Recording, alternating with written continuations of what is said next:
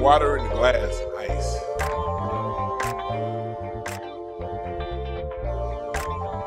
We about to talk about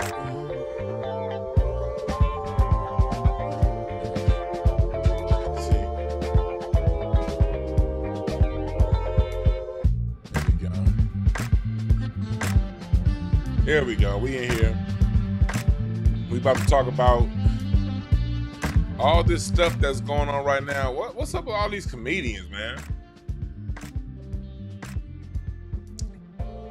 We got all these comedians.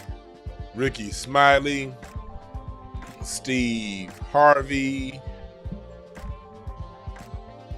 you done had who else? You got not just comedians, you got Luke. But didn't I tell y'all, look. I told y'all what's coming. Call me Nigadamus if you want. But let me go to this old Facebook post. This was from last month. Posted from me. And I got a whole lot of Kamala posts to go through.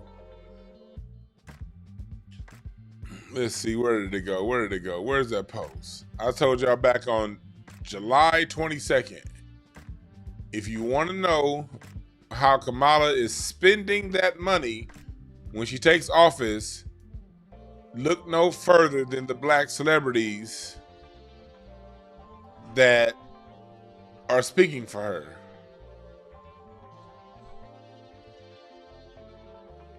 You dig? Let me see, posted from, date posted, 2024, posted from me. Let me see. I can't find that goddamn post. Well, fuck it, take my goddamn word for it. If you're a friend of mine on Facebook, you done seen the goddamn post.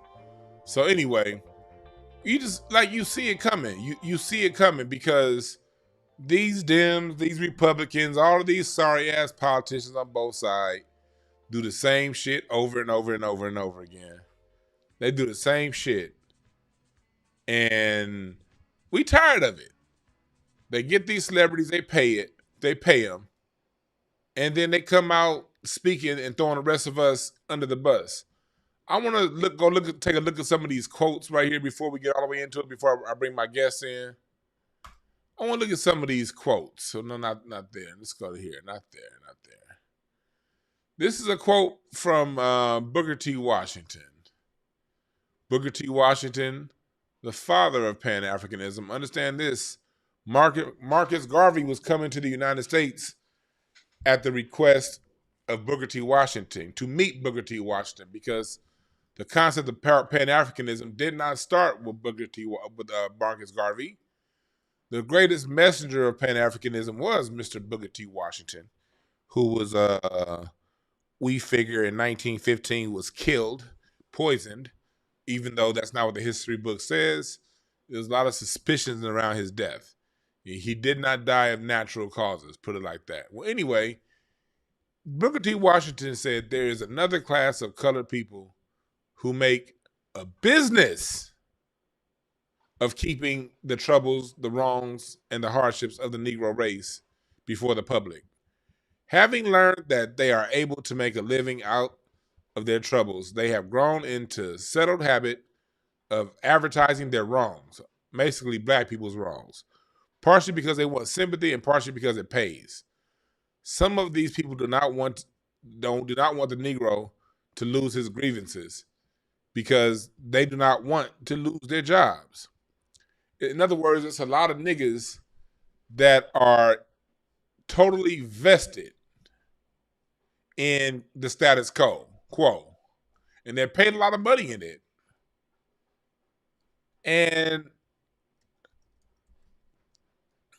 And so these people exist. These people exist, and they've been some of the people that have gone a long way in keeping us black folks in check. Let's look at a few more quotes before we get to our guest and before we talk about it. Malcolm X, The white liberal differs from the white conservative only in one way. The liberal is more deceitful than the conservative. The liberal is more hypocritical than the conservative. Both want power, but the white liberal is the one who has perfected the art of posing as a Negro's friend and benefactor. And by winning the friendship, allegiance, and support of the Negro, the white liberal is able to use the Negro as a pawn or a tool in this political football game that is constantly raging between white liberals and white conservatives. I want people to notice something. Notice that Malcolm X did not say Republican or Democrat, because this quote was also from 1963, at a time black people were leaving the Republican Party and going to Democrat. So at this point in Malcolm X's life, he was able to see the black Republicans under the Roosevelt administration. Roosevelt, like black people were starting to have issues with the Republican parties in the 19 teens. And we were starting to pull away from the Republicans, and I'm doing this on my Patreon series. On Patreon, we're going deeper into this. But black people started to pull away. And then FDR got black people back on the Republican side through tangibles, through benefits, the New Deal. And bringing money, black people, the Republicans needed money to keep black people on their sides. But they were still, at the time, they were the liberal party. And the Democrats were the conservative party. And by the time Malcolm X has this quote, the Democrats were giving tangibles. They were giving the civil rights bill. They were giving these wins to black people. Not giving, we earned them because our vote was up for grabs in the 50s and the 60s. And well, anyway, the liberals switched from the Republican to the Democrat. But either way it goes, depending on, it didn't matter what party. Malcolm X talked to a mindset, a state of being. And there are the liberal style white folks and there are the Republican style. They'll jump political parties all the damn time. Donald Trump is still a liberal. If you listen to Donald Trump talk, Donald Trump, he will still try his best to comfort and say things to make black people feel like he's down. Donald Trump is still at heart a liberal, but he ran as a Republican because that was a party that he could win under. So Malcolm X told you about these niggas. So before we get all the way into it, I want to quote, I'm quoting the greatest. I'm quoting the people of ours, the black folks that have had our best interests at heart their whole time. Malcolm X again, he, the liberal white person, may stand with you through thin, but not thick. When the chips are down, you'll find as fixed in him as his bone structure in sometimes subconscious conviction that he's still better than anybody black. Meaning no matter how fucked up they may be, no matter how down and out, downtrodden they may be at the time, they still think they're better than your black ass. And we saw that on that show Undisputed with Skip and Shannon. When that nigga Skip said, "Put your glasses back on." There go your liberal for you. Shannon Sharp, a motherfucking Hall of Famer. He can catch a ball better than anybody short of God. And this white boy said, "Put your glasses back on." So I'm laying this groundwork down because, you know, we about to go in. All right. So, but we just laying the foundation down. All right. And then I want to take you to this to go further into what I'm talking about as I go deeper into it. And we'll reference this later on. For those of you know, Marcellus Wiley is an old former Dallas Cowboy, former football player. He talked about on his show that he would earlier this, I think it was on Monday's show. I told y'all I had gotten a message that black folks is being offered somewhere between $15,000 and $25,000 to speak for the Democrats. Press the number 1 chat if you remember me saying that just 5 days ago. No, not 5 days ago. 2 weeks ago. It was like, no, it was not, wasn't this past Monday. It was a Monday before that. Well, look at here. Marcellus Wiley talked about the Democrats offering to pay him $20,000 to fly out to Chicago to do the Democratic National Convention and send out some tweets. So we see what they doing. This isn't just speculation. We have a lot of people talking about this, about how they were approached by the Democratic Party to say a bunch of bullshit in favor of the Democrats. So it's a lot to go on. So here we go. I'm about to what I'm about to do now is bring on my guest. Oh yeah, no, your chat room. Yeah, I remember. Yeah, I'm about to bring on my guest. He was just there. Did he leave again? All right. Well, anyway, Geoff, I know you listening. We're gonna have my guest, Geoff Brown, when he calls in. Geoff, for those of you who don't know, is a comedian, somebody who we have no relationship, no cousin. We're not friends. We're not cousins. We're friends, definitely. We're not family, although we do share the great last name Brown. You know, like James Brown and all the other great Browns that have come before and after. John Brown, the white boy. Nigga, Chris, I don't beat ass. I don't beat women's asses like Chris Brown, but I don't dance like Chris Brown. What I do is assign myself to the greatness of Chris Brown. That brother's still great. Bobby Brown, another great one. You know, these Brown motherfuckers, we gets it in. You dig? And so we ought to have Geoff Brown call in because Geoff is a comedian. And Geoff came up at the time of what we came up with, basically, with Ricky Smiley and D.L. Hewley and Steve Harvey and these guys. And this all stems from a conversation, not really a conversation, but a few different Facebook posts that we had. On Facebook, I put up a post talking about these Democrats. I mean, not so much talking about the Democrats, but I put up a post talking about Kamala, and of course, and I talking about these niggas like Luke and all these people that's going for Kamala, and I had some comedians that took exception to what I had to say. They took some exception to what I had to say. Oh, here it is. Let me see if I can find the post. I thought I just saw the post. Here it is. It was this post right here. It was this post right here. I called these niggas the coons of comedy.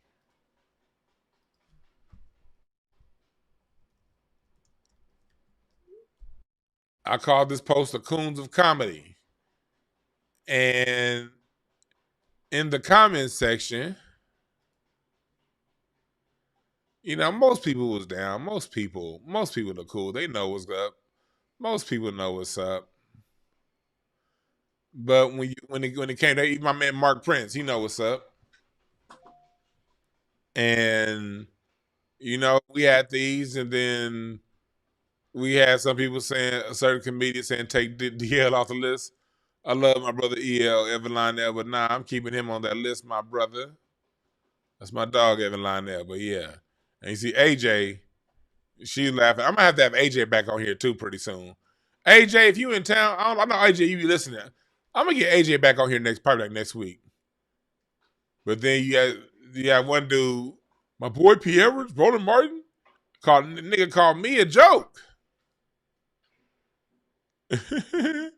And then nigga Mark Prince, yeah, they all raccoons. And so, yeah, so this is what got it started. And then Geoff Brown has said some shit on his page.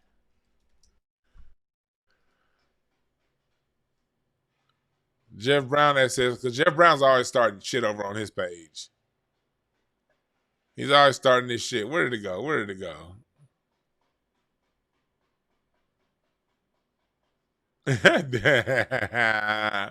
Geoff be pissing these niggas off. He said, "Black, you see this shit right here?"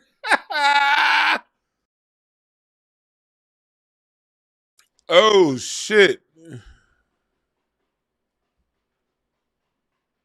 Oh man! Oh, it says a call in there. That's what. Oh, that's why Geoff ain't called in. Let me start the call again. That's why Geoff ain't in. That's why I had the damn call ended. My bad, Geoff. Hold on. I had some shit going on with Skype. I didn't even know. Skype booted him out. My bad, y'all. Skype booted him out.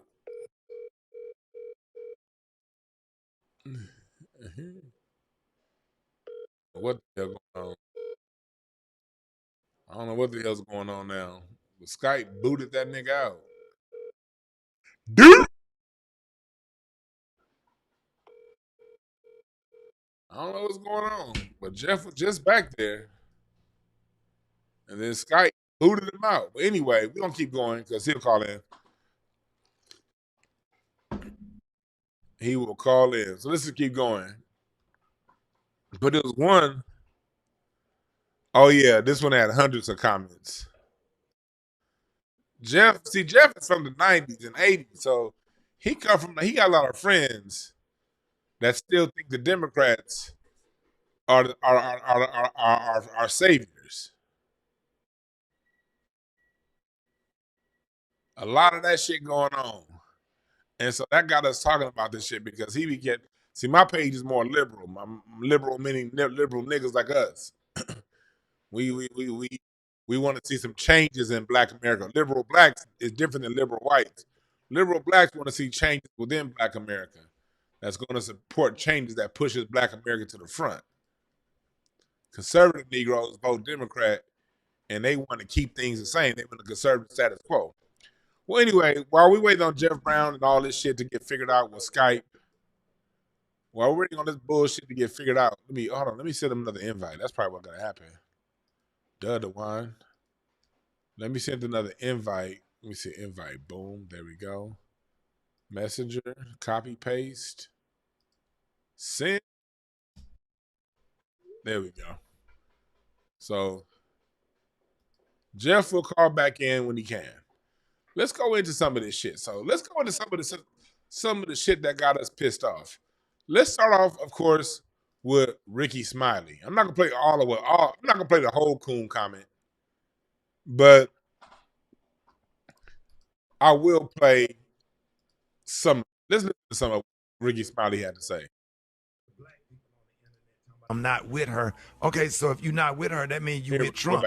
Just sick of the black people on the internet talking about I'm not with her. Okay, so if you're not with her, that means you with Trump.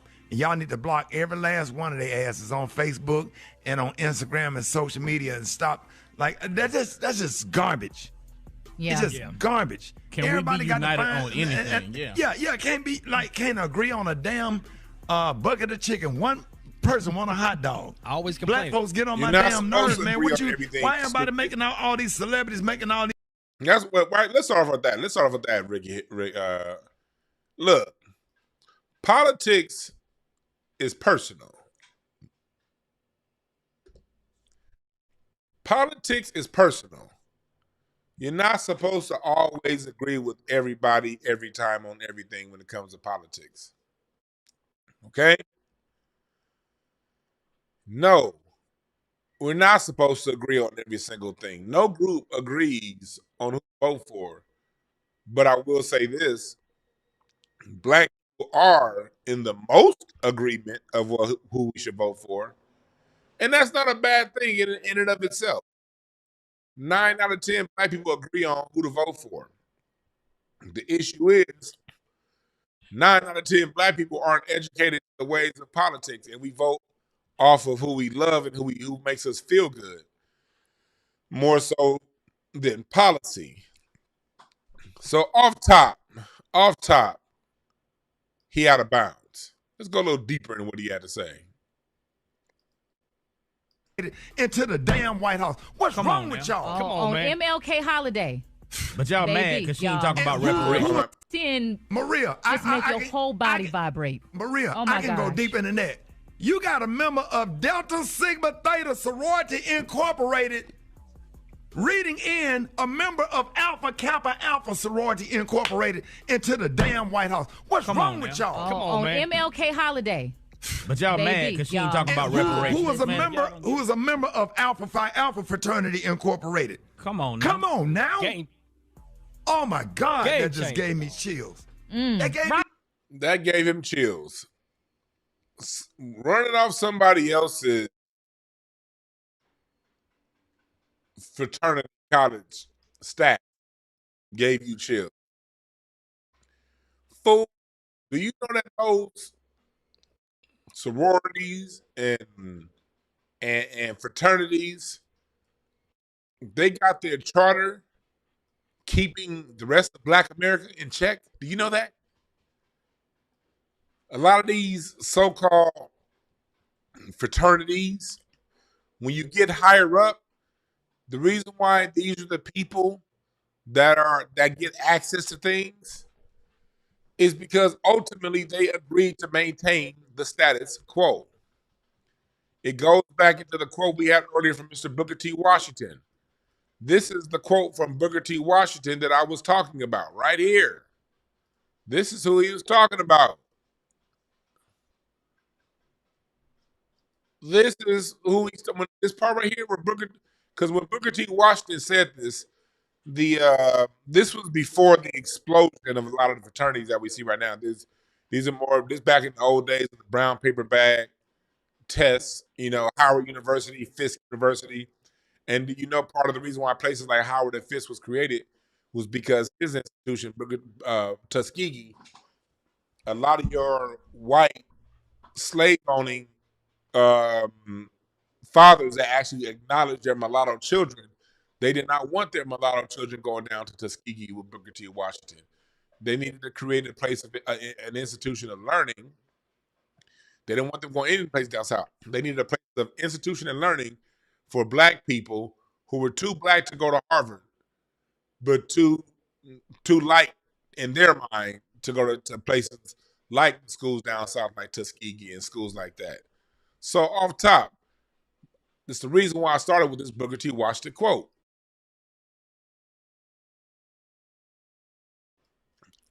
And yeah, you're right. Ricky Smiley, he's on Omega Sci-Fi, ain't he? Ain't Steve Harvey Omega Sci-Fi? And did any of these niggas graduate? I know they put the grad, but did they graduate?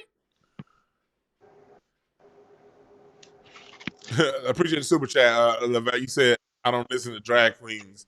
No, Ricky, you lost your mind. You crazy. Oh yeah, we got Geoff here. We got Geoff that just came. I'm gonna finish playing this Ricky Smiley, Geoff. Then we gonna get into talking about it. All right.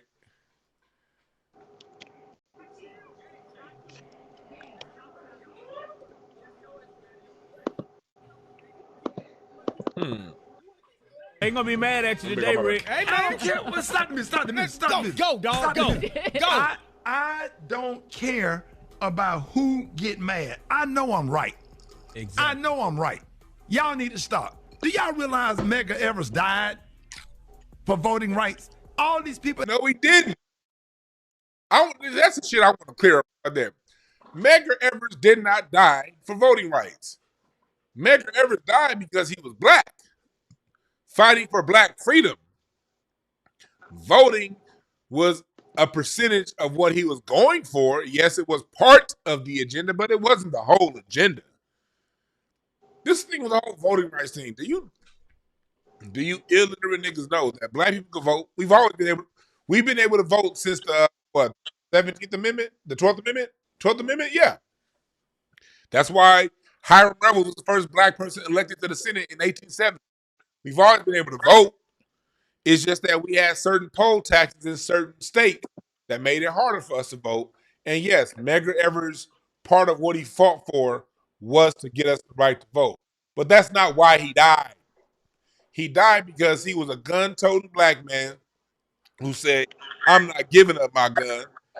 And he fought for the rights and the freedoms of Black people to do more than just vote, to just exist and live. Voting being a part of it. Niggas don't know their goddamn history.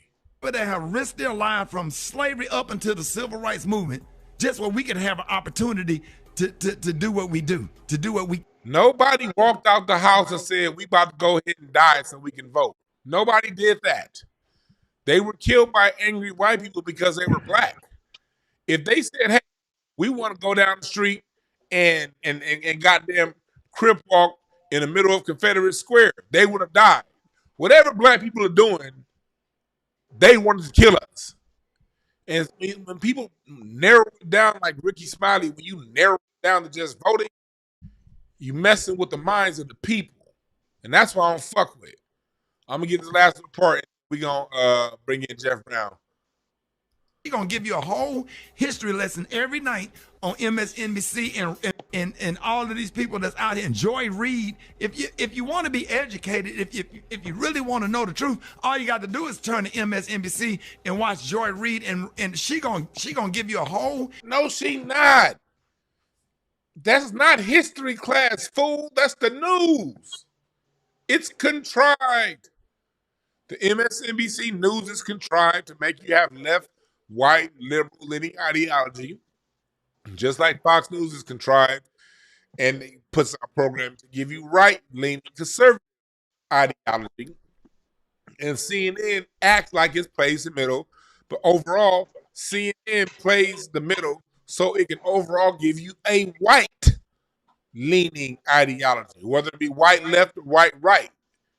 She does not educate you. No one on any of the news networks educates you. They indoctrinate you. Education is exactly opposed to what the news is about. History lesson every night on MSNBC, and then after that, Rachel Maddow. All you gotta do is just watch. And it's not opinion, it's facts. Don't do this. It ain't facts. What are you talking about? Well, they'll take a narrow fact and then stretch that small narrow fact into meaning something that is not. It's right here. Yeah, and don't you know be on the internet doing Kamala Harris like that. Yeah, I don't care what issue you got with black women. Your mama's a black woman. How about that? Let's start there. Yeah, my mama had got roots in goddamn Louisiana and Texas. She got roots in Jamaica and India. They're different. You know who Kamala Harris is? Kamala Harris is that that diversity hire that looks like my mom, that looks like she could be the same as my mom, but she the one going back. Kamala Harris is the one going back, screwing the manager and the CEO of the company or the head of the division. While people like your mom, my mom, our mom was working hard 60 hours a week, Kamala Harris is the one screwing the boss, telling the boss everything the hardworking black women was saying. And she didn't want to get the promotion higher because she willing to suck the boss's dick, and my black parents and your black parents are not. That's who she is. I don't care what and I'm talking to the men right here. Your mother is a black woman. Don't forget that. Don't forget that your sister is a black woman. And as a black man, I stand proudly with Kamala Harris this morning with tears in my eyes. It means so much to me. Do you know that lady picked up the phone and called me when my son died? How about that? How about how personal her and Joe Biden has been? How about Joe Biden wrote me a letter naming my grandkids and naming my son's name in a personal handwritten letter? You see how these niggas, going back to what Booker T. Washington said, they take personal gifts, personal wealth. He's literally doing it, what Booker T. Washington talked about. Taking personal gifts, personal wealth, personal accolades, and saying, hey, all black people need to fall in line because I ain't getting enriched. He didn't tell you not one goddamn thing Joe or the whole did for black people. But when it comes to him, all of us got to get in line because these two folks did something for him. Appreciate the super chat, Carlin. My grandparents were civil rights activists. My grandmother who passed 2 years ago. My mom, she marched and struggled. Yeah, your grandparents were civil rights activists, not no goddamn Joe in the hole. Anyway, let me stop it. Let me stop talking shit right now because I got my guest that just came up in here. Geoff, I showed them some of your Facebook posts and some of the stuff we've been talking about. I want to introduce, and I told them already who you are. Geoff Brown is an accomplished comedian, somebody who, long before I started doing comedy, I used to like going to go watch the Comedy Union over down here at the Normandy Casino. He's somebody that's always been around and somebody that, after I did start comedy, somebody that, man, our connection goes way deeper than some goddamn comedy stage. He's just been somebody that's come around, always been a voice, always been someone that's had wisdom.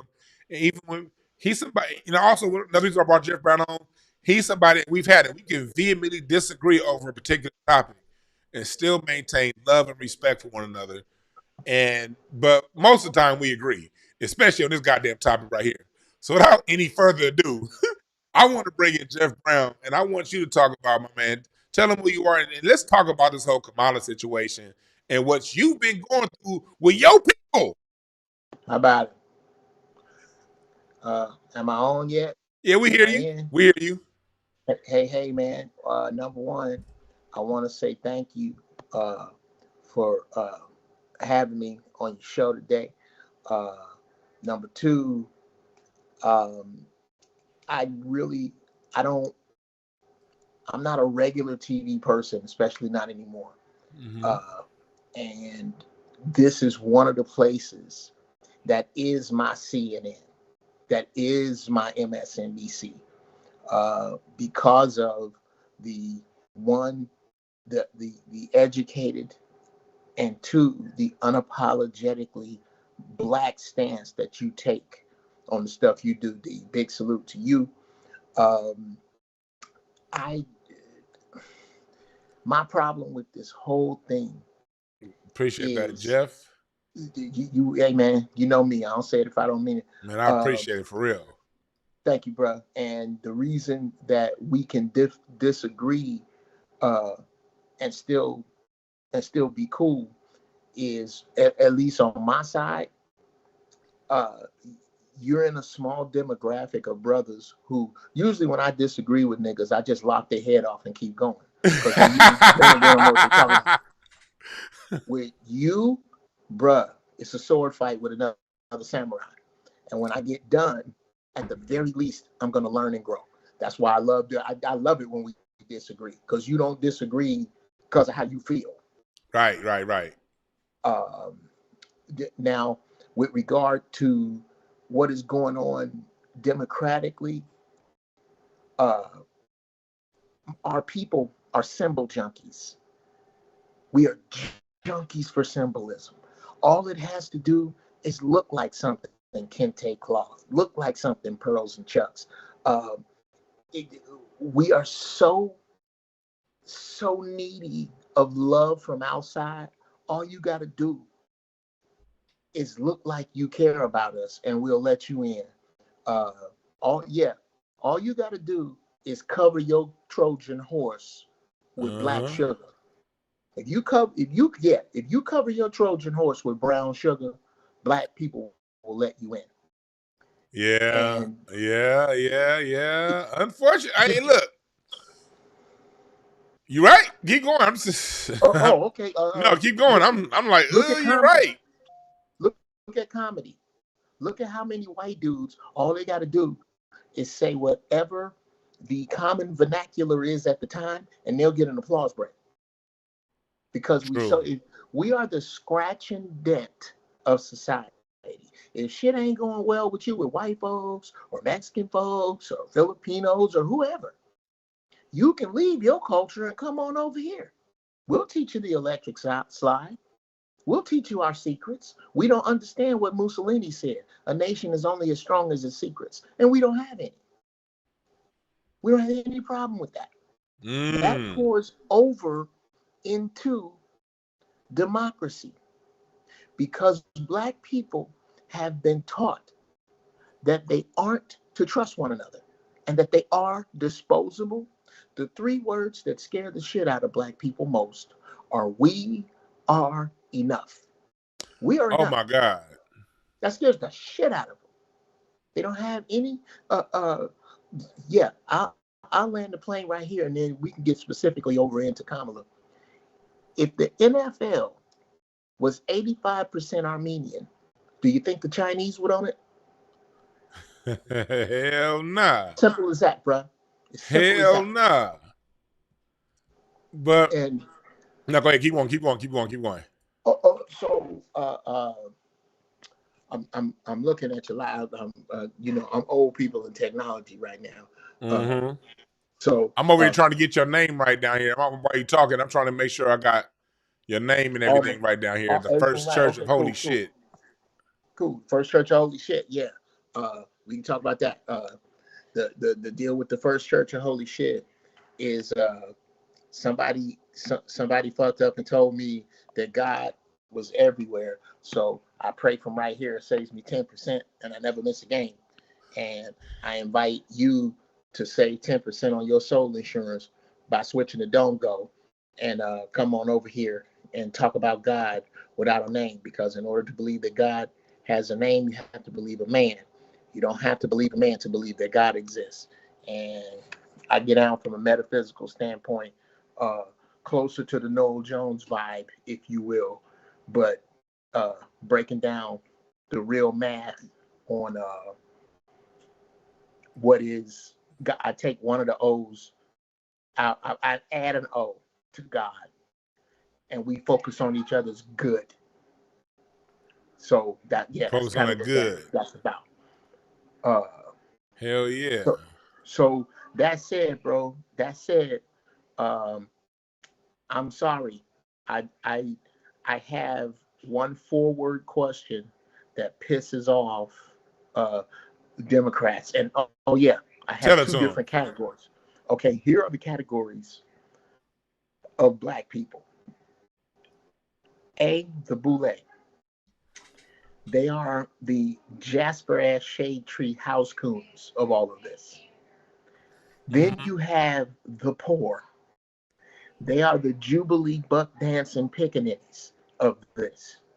And they're two entirely different groups that both like hating on each other without realizing that they need each other and they need to do like the enemies of this country and align on a common goal, but they won't. Can you hear me good? I'm good. Hey, you good? Yeah. You can get a little bit louder, but it's you good. You're good. Okay. Yeah. They don't realize that they need to coalesce on a common goal. And it's because of the illusion of inclusion that got them so twisted on this bullshit. Niggas really do be thinking they included too. That should be pissing me off. But go ahead. Oh yeah.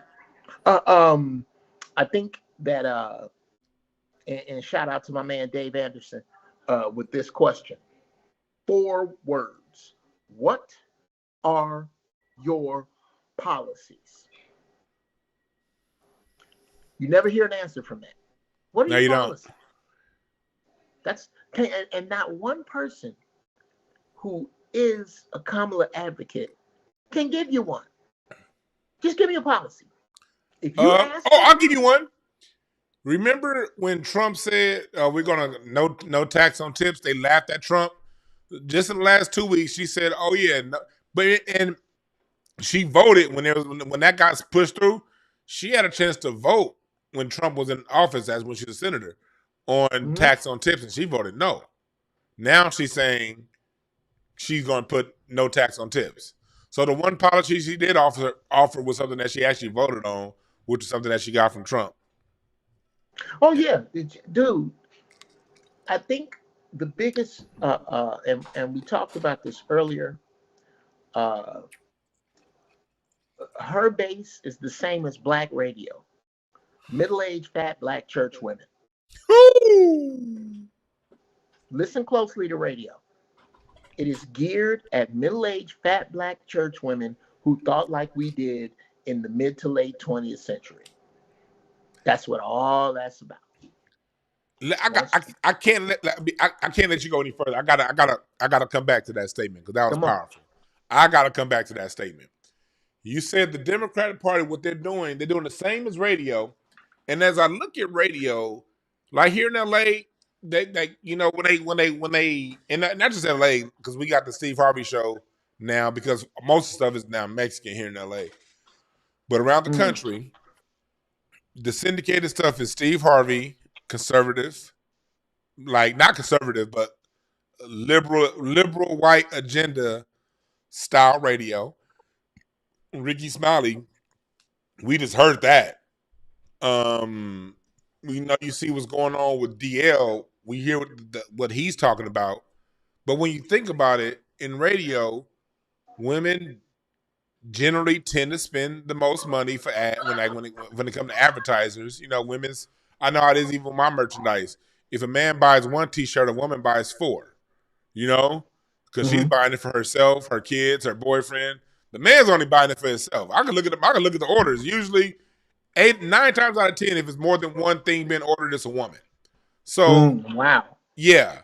And then also, just demographics-wise, when it comes to the people that advertisers like to appeal to moms. And then they always assume black folks are single, So, just in general marketing, they appeal to the black mom. But in radio, most of your black moms under 45 aren't listening to radio like that. They're on YouTube. They're here on YouTube with us. They're watching something else. But the only people who still turn on the radio generally and go to work is Sister Dolores. Sister Dolores that still got, that drives a Chevy.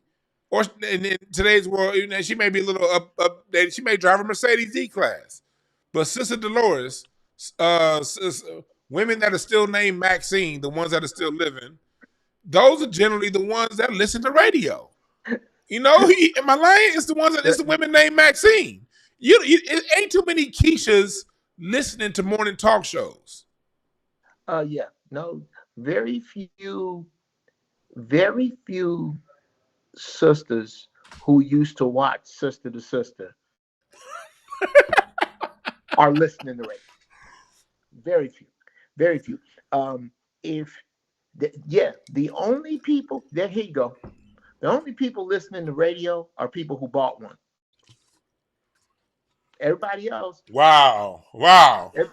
Nobody else. If you ain't bought a radio, like literally went in and came in your pocket, came out your pocket, and gave somebody some money to buy a rabbit ear radio, you don't listen to radio. And let me tell you something else. It's the women who bought the radio from Montgomery Ward. And how about that? And from Woolworth. And J.C. Sears. Yeah. Yes. Because a lot of black men, although these shows are hosted by black men tuned out from these shows long ago. Like, I used to be personally listening to Steve Harvey Morning Show when he was before he got syndicated, when he was just here in LA, back in the early 2000s when I was in college. But you heard the change even back then. I tried it because I love comedy so much. But when it came to the things that we're interested in, it just isn't supported on that style radio that men are in. So men checked out on these cats. And then when he wrote that book, Think Like a Man, Woman, and we was like, hold on, this thing? Yeah, I'm out. Okay. This is not going to turn into a Why Steve Harvey Ain't Shit show. But if it did, bruh, I got stories for your ass. So no, this is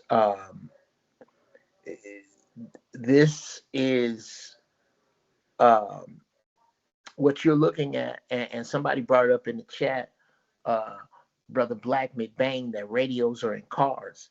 Yes, but they're Sirius satellite radios. That's not what I'm discussing.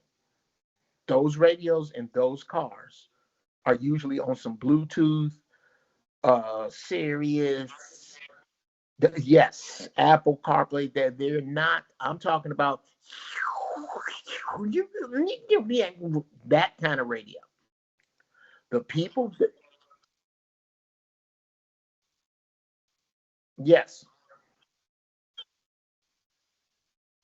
Thank you. We're talking about the pre-Shamar Moore Soul Train people. That's a whole demographic of people that shrinks every summer because somebody dies of diabetes. Right. It is that demographic that is the last grip on the democratic process. As a matter of fact, to me, as we look at the world, as we look at what time we're in, who you vote for is arranging deck chairs on the Titanic. Well, America the only thing that America exports is culture, bombs, and the threats to drop them. That's it. Ain't nobody buying these raggedy ass Chevys overseas. So hold on, you preaching. Maybe maybe Jordans. No, I need you to go back, Jeff. I need you to go back. Hold on, brother. It's the church, Jeff. I didn't get some preaching music in because you preaching right now. Let the music. Now go back and say what you just said again about maybe what? Maybe Levi's, maybe Nikes, and that don't count all the way because they're not made here. The only thing we export is culture. That's it. That is trash. That's it. Name three other things America en masse is exporting. Right now, I tell you what America is doing. America is going around the Monopoly board. Imagine we was all going to play Monopoly, D. And we took one person and said, here, you can have $5,000, but you can't buy no property. All you're going to do is go around the board and spend. That's it. That's all we're really doing as a nation, and threatening to kill you if you don't take what it is that we give in the way of policy, so that we can afford to keep feeding this pig that is us. That's it. The problem is you now have enemies who are no longer afraid of you and have aligned on a common goal. If Kamala's elected president, start working on your Mandarin. Wow. It really is that simple. So what do you think it is, Jeff? You see all of these people coming out. I got some more, so I want to play this video. Then I want to get more of what you have to say behind. This is from Luke. What people like to call him Uncle Luke. I just call him Luke. This is I want hopefully let's see if you can hear. Let me know. Give me a thumbs up. I want to listen to what Luke said, and then I want to get your reaction to this. Hold on. I'm getting sick and tired of you motherfucking Negroes who's out here trying to take the blackness away from Kamala Harris, our VP and soon to be president, because your daddy Donald Trump gives you these talking messages so you repeat the dumb shit. Called talking points, idiot. Oh, she's an Indian. She's black on occasions. Really? Make that shit make sense. Black HBCU, pledge in one of the most prestigious black sororities, aka member of the black. Notice those are the same talking points that Ricky Smiley was making. Notice, you see how these talking points come out? This is what we mean by talking points from the Democrat. They all sound the same. Let's keep going. Born and raised in Black Oakland. Yes, she went. She was born in Oakland, but not raised in Oakland. She was actually raised in Canada. Abroad, like a lot of us, all of us, go abroad into Canada and stay for a few years, come back. He said, like all of us. No. I ain't left LA. The only people I know that went abroad are my brothers and sisters that joined the military. The rest of us only went down south. We didn't go to Canada. We went to Georgia and Texas. To Canada and stay for a few years, come back, go to college, state attorney, prosecutor, member of the Black Caucus, stand up in the Senate for black issues time and time after again, y'all. She never stood for black issues, never, no time. In the words of Chad Johnson, child, please. Man, hold on. So Jeff, now I'm about to kick it back over to you. Okay. So what you think about what Luke just had to say about that? Well, I'm gonna have to really speak to how insulting the Democrats, because whoever running her machine is only listening to somebody black saying, yeah, this is what the idiots will listen to. I need you to look at Luke's body of work and ask yourself, why isn't Spike Lee on the stump? Why isn't Ernest Dickerson on the stump? Why isn't George Benson on the stump. Luther Campbell. You said George Benson? George Benson. Oh, that's a George Benson, the guitar player. Yes. Oh, yeah. I'm going to go see him Sunday at the Hollywood Bowl. Right. Are we really happy here? Come on, man. But go ahead. And I'm not talking about from their political ideology. I'm talking about their body of work. Right. This is how embarrassing. You should be angry as Black people to get this. Number two, I'm going to shut down everything he said, and I didn't even really hear it that good. But I can shut it all down with this right here. The Breakfast Club. Kamala Harris was on that show. And you know how, when you have passwords in war where I have to say abra and you say Cadabra. Or if I say hocus, you say pocus. What Black person do you know that don't know what go after God is good? Right. That's always the test right there. Right there. How you gonna fail the God is good test? All the time. And then all the time. And here's sometimes, then I've noticed this because someone that called into my show on some bullshit about a couple months ago. They half of them figured out the all the time this part. Half of them, but none of them know the second half. When you say all the time, God is good, and I don't even go to church. And you don't fuck with church at all. Come on, bro. At all. And I was carried in it.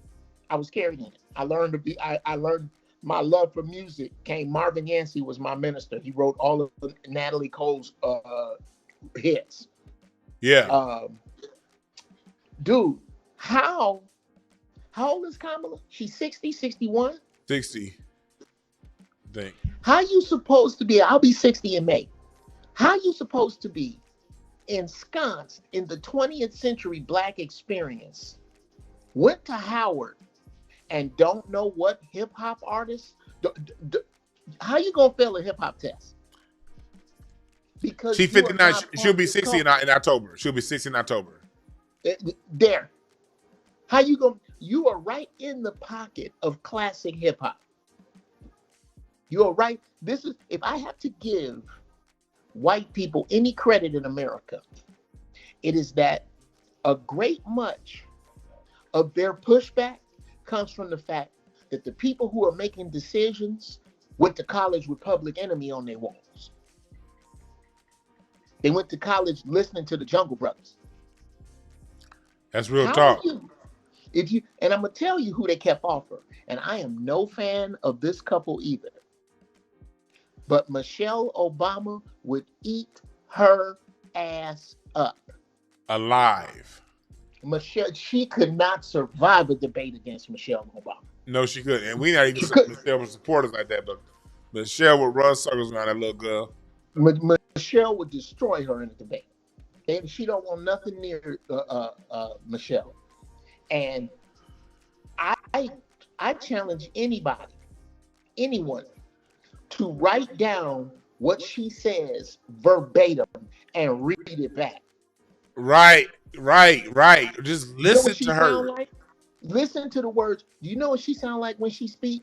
She sound like a broad you just caught cheating on you. I'm gonna put some of these quotes up here on the screen, Geoff. I saw this. It said, one of her quotes is, "It's time for us to do what we have been doing, and that time is every day." Another Kamala Harris quote. Kamala Harris quotes, "The significance of the passage of time, right? The significance of the passage of time. So when you think about it, there's a great significance to the passage of time." Quote, "We know community banks are in the community and understand the needs and desires of that community as well as the talent and capacity of that community." Quote. I got two more quotes, Brother Brown. So Ukraine, huh? You gonna put me through this? Keep going. I gotta put you through it. Gotta put you through it. So Ukraine is a country in Europe. It exists next to another country called Russia. Russia is a bigger country. Russia is a powerful country. Russia decided to invade a smaller country called Ukraine. So basically, that's wrong, and it goes against everything we stand for. Last quote. You think you just fell out of a coconut tree? You exist in the context of all in which you live and what came before you. So that's her, I guess, getting spirit. Before I have you answer, quick super chat says, tell Uncle Luke to stay out of Kamala's doo-doo brown. Okay. Good one, her. And Carl says, claims to be from the birthplace of the Panthers, but would say 20 acres and a mule. She did say 20 acres and a mule, not 40 acres and a mule. I forgot she said that. Thanks, Carl. Geoff, I just put that up there because I don't want people to be thinking you're brow bashing women and you're just pulling this out of your ass that she talks like this. What do you think? Can I be honest with you? Go ahead. I don't give a fiddler's fuck what people think about. Okay, fine. I want you. I want you. I invite you, dear viewer here now, dear viewer who is watching this on video. I am whatever you say I am. If you say that I'm a sold out Uncle Tom, then that's what I am. If you say I'm a misogynist, then that's what I am. If you say I don't believe in this system or I'm pro-Trump, then that's what I am. The problem with truth tellers is that they waste too much time on the opinions of the ignorant. Real talk. What other people think of you is none of your business. I don't care what you think. You're right. Whatever, I'm a wife beater. I'm gay. Whatever. Okay. Because I'm not talking to you. If you can hear, and this is what it is. And again, here's some misogyny for you. One of the problems with that we have with women is something I like to call but stillism.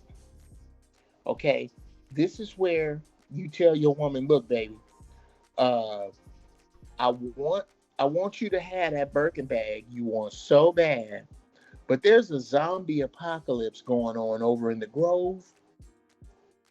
So at least till they clear the zombies out. That's why the bags are $7 right now, because there are literally people walking around, throwing you against the ground, eating your guts and brains. I really think you should wait. Yeah, but still. Yeah, but still. A woman will take all your logic and throw it out the window with but still. This is why I don't have respect for males who follow Kamala. I don't. Because we're giving you all of these facts. Prime example, Judge Joe Brown. Brother, with the incendiary, inflammatory shit that man has said, he's a judge, she's a lawyer. If he was lying, wouldn't her people try to sue him? And look, to go further to that, Geoff, if he's a lawyer and a lifelong judge, would he not have more of a scope of understanding of the powers that she can exercise and have a greater context as to how she exercised her power? Because Judge, outside of identity politics, Judge talks a lot about how punitive she was. When I remember one time he said, even here on my show when I interviewed him a couple years ago, he said attorney generals have the right and district attorneys have the right to create programs to rehabilitate people, and the good district attorneys are the ones who create successful reentry programs. She did none of that, and and none of that. And then like on top of that, for me, This is just for me right here, bro. This is just for me. I'm sorry to put you through it. But when they talk about black women, the black women I know, because I know a lot of educated black women. Hell, my wife got a college degree from Duke. I know some educated black women. And this ain't what it's, Geoff, this ain't what they sound like right here. They don't sound like this. I think that there are those who are unable to see what can be, but there are many more who are able to see what can be unburdened by what has been. And I think that there are those who are unable to see what can be, but there are many more who are able to see what can be unburdened by what has been. And I know smart black women. Like I said, I'm married to one. They don't sound like that. They don't. Maybe some of y'all are used to these. I'm not gonna diss none of my black women.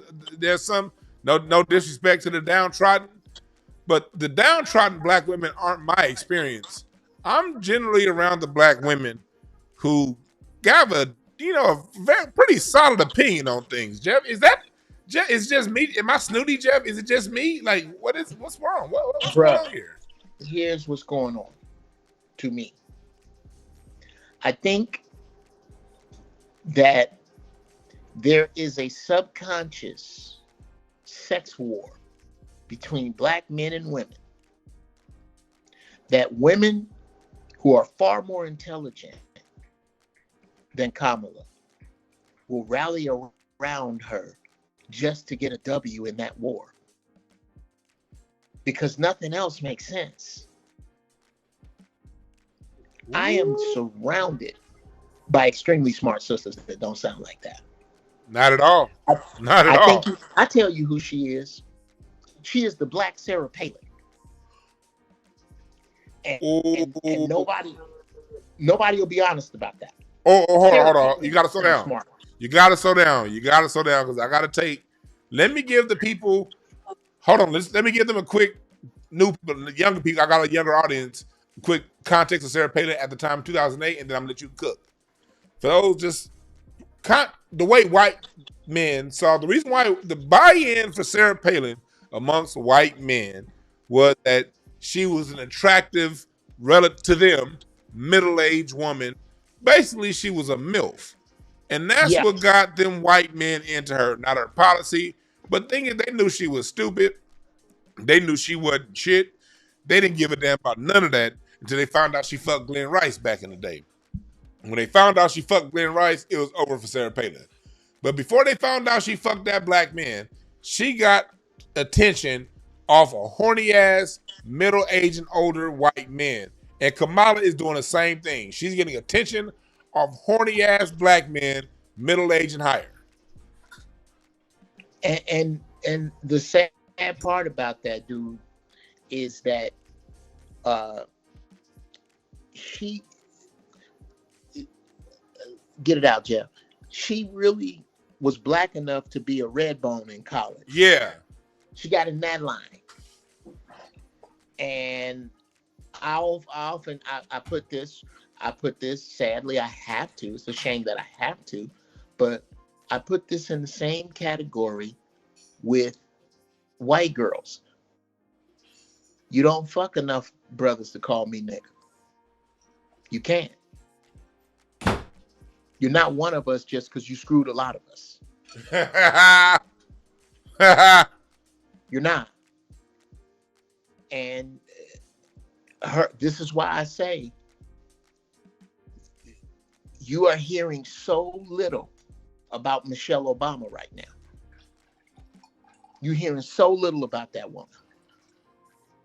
Because and I can come up with a list of shit that I'm not a fan of her or Barack about. But Michelle is a sister from the south side of Chicago. Her experience is the black experience. This one is not. It isn't. It just isn't. And this is not me. This is not me having an issue with a woman being a president, because I understand anyway that the president is just the one who wins the popularity contest for who the real powerful people will filter the shit through to the commoners. Jeff, do you ever notice the people that argue with you that cannot seem to understand that concept? Oh, and no. Here's the deal, bro. They'll agree with you when you say politics is crooked. They'll agree with you when you say that Democrats run through our churches every 4 years and don't give us nothing. They'll agree with you that Alderman Davis on Good Times wasn't shit.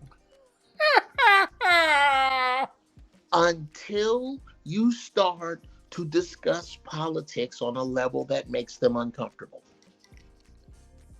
Until you point politics directly at them.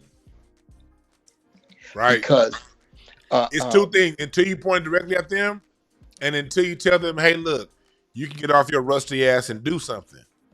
Like, for instance, like that particular comedian that we had the discussion with today, earlier this week on Facebook. I told him, I said, look, bro, I've been posting about reparations here in California for 4 years. I mean, certain things because I said this particular because he lives here in LA, he lives in California. Okay. Like, there are things that we could have been doing. I don't never see you kind of people around when we doing things. I don't ever see y'all around when because politics happens in the dash between the election years. That's when politics happen. The voting, like I said again, politics happens in the dash between election years. The day we vote is the least that's the day that the politicians who either do their job successfully and meaning do what we want them to do, they can do their job again for another 2 years or 4 years or 6 years, depending on what level they're elected on. Or if they didn't do what we want them to do, they get out and they get replaced by somebody who's going to do the job. That's how politics functions in a functional society. But you have people who turn around and they turn this shit into fandom. But before I even go further, look, this for everybody that's out there right now. Here in California, just real quick, Jeff. In California, our reparations, just giving you guys a heads up.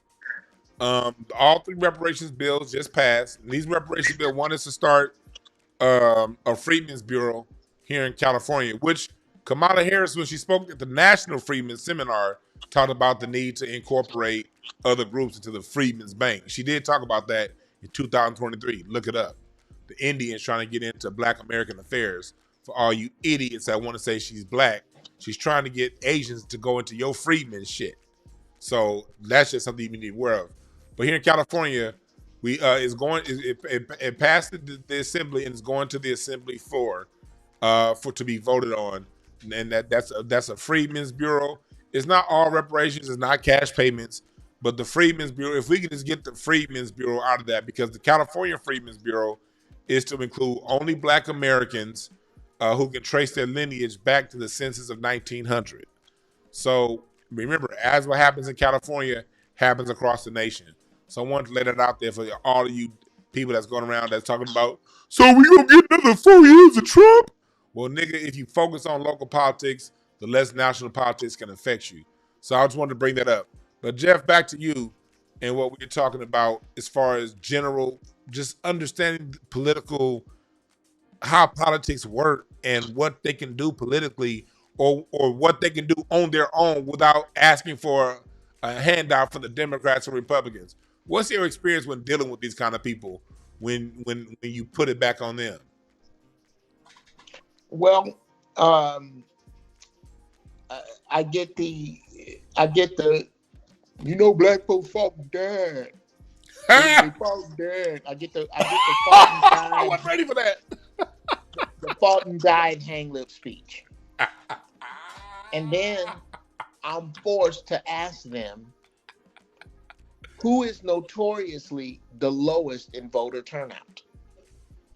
The Asians. Do you know who's almost uncountable in voter turnout? The Amish. These are groups of people who, to overshare with my wife when she got her real estate license. She was taking a test, and her And the sister that was giving the test out was talking afterwards. And my wife said, wow, there sure are a lot of Asians that come take this test. She said, you don't understand. Here's how the Asians take the test. There's a certain number of times a year you can fail this test, pay and come back and take it again. So what they do is they get together and go, okay, Fong Ying, you gonna study questions 1 to 20. Fong Chow, you gonna study questions 21 to 40, and so on, until they have enough people to cover the 200 question test, and they go back and fail it over and over until they get their numbers down. Then they get together and cobble together a test that no matter how you switch it, no matter how you switch the test, no matter how many versions of the test you have, those 200 questions, the ones that these people have memorized, are enough to pass the test. And they teach each other until everybody has all 200 questions. They quiz each other till everybody has all 200 questions. And then they go back in droves, pass the test, and start buying up and selling real estate in areas. That's where you get a little Saigon. That's where you get a Koreatown. Now I'm going to ask you, in that process, who got voted in? Who had the campaign? Let's just say I got $40,000 in my bank account. D, you need to buy a house. I'm going to take that $40,000 out of my bank account and put it in yours for 3 months. Then when you buy your house, you're going to take it out of your account and put it in Danny Green's account. And then he going to buy a house in 3 months. If we pass that $40,000 around for 3 years, 12 comedians got houses. Who got voted in?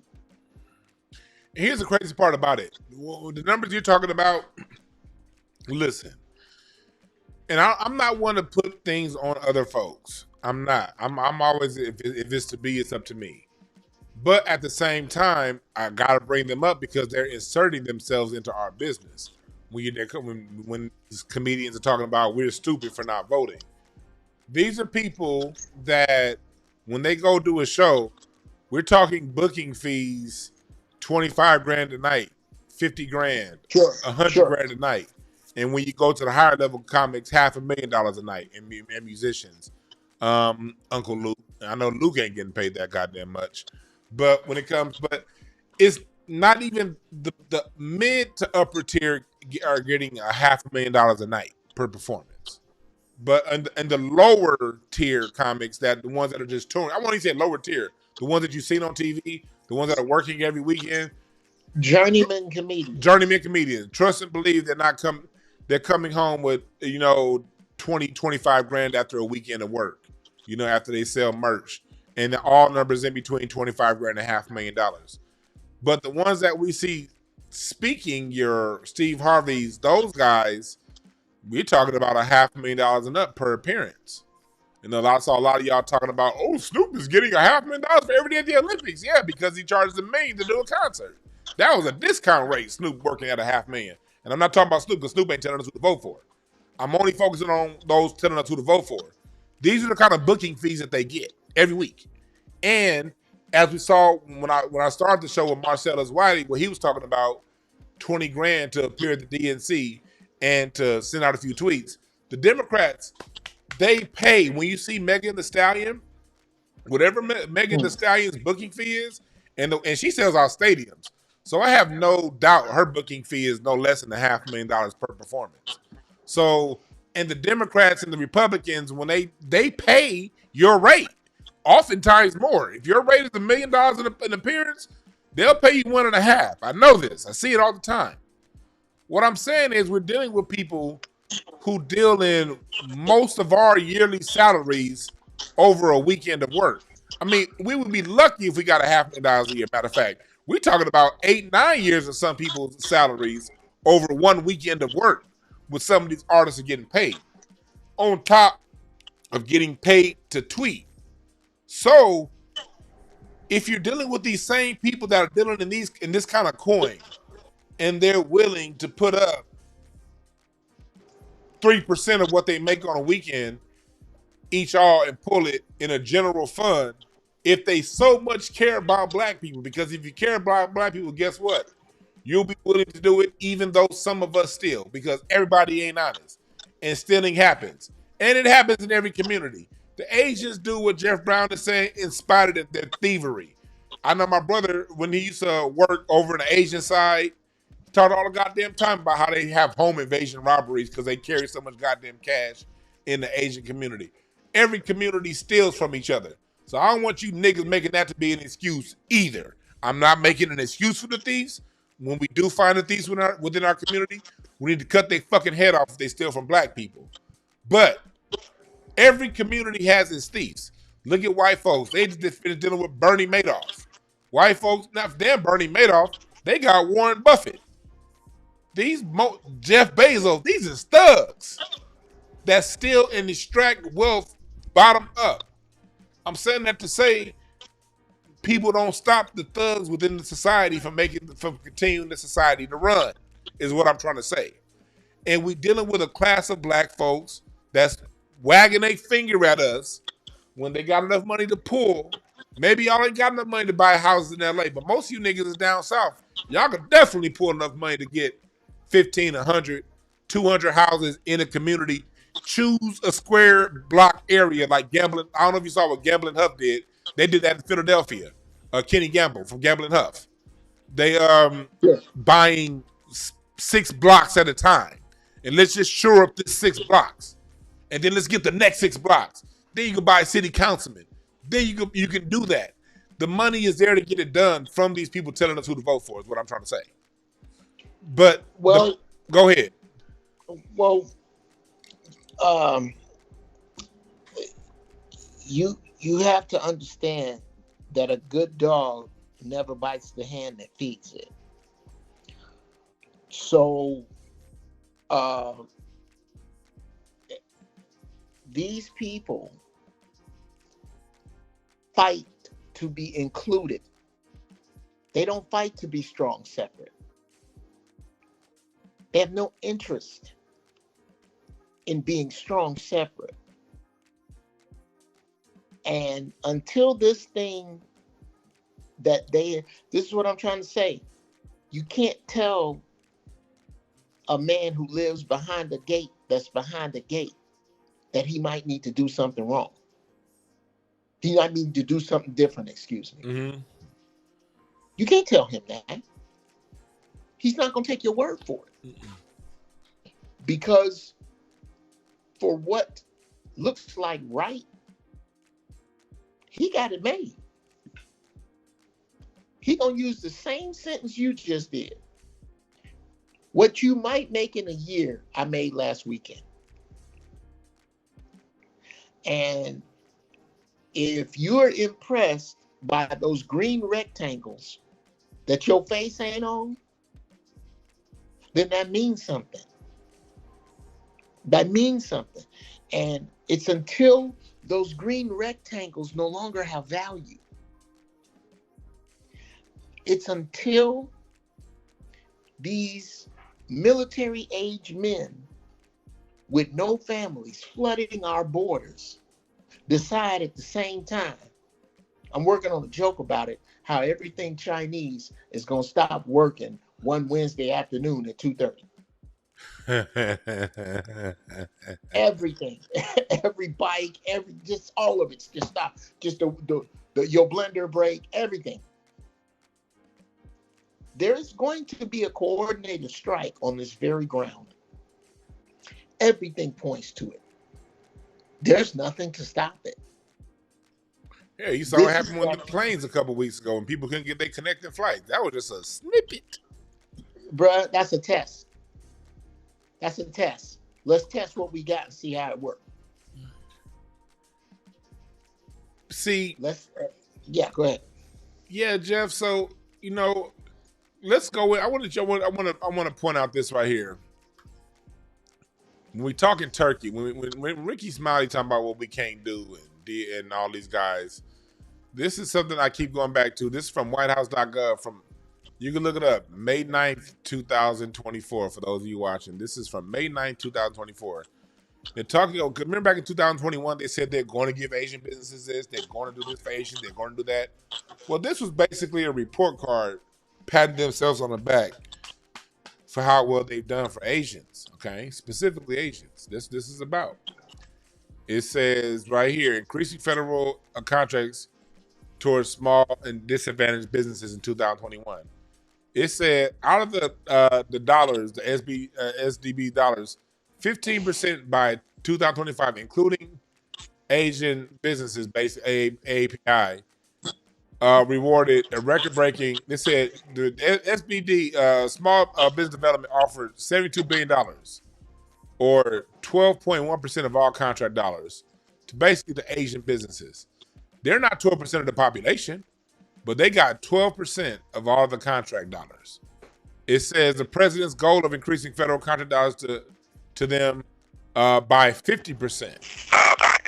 It said last year, Asian-owned businesses totaled more than $20 billion, an increase of over $2.7 billion. So right here, they're basically telling you the earmarked money and earmarked funds they have for Asian businesses. And then here it talks about, let's go a little further. It's talking about the tax credits to Asian businesses. And it's basically talking about all of this stuff that went specifically to them. And when you go further into it, it goes even deeper. It's talking about how, let me see here. It's talking about increasing funding right here, talking about in 2021, 60% of Pacific Islanders, 35% of Asian public schools participated in Title I programs, public targeted assistance program. Public target assistance. Do you know Title I was created for your black ass? Do y'all know that? All of them titles, Title I, Title II, Title IX, all that stuff, all of that was created out of black people's civil rights. All of the titles. Title IX, that was so women could get black people's civil rights money. Each title was a diversionary tactic so other groups could get what black people fought for.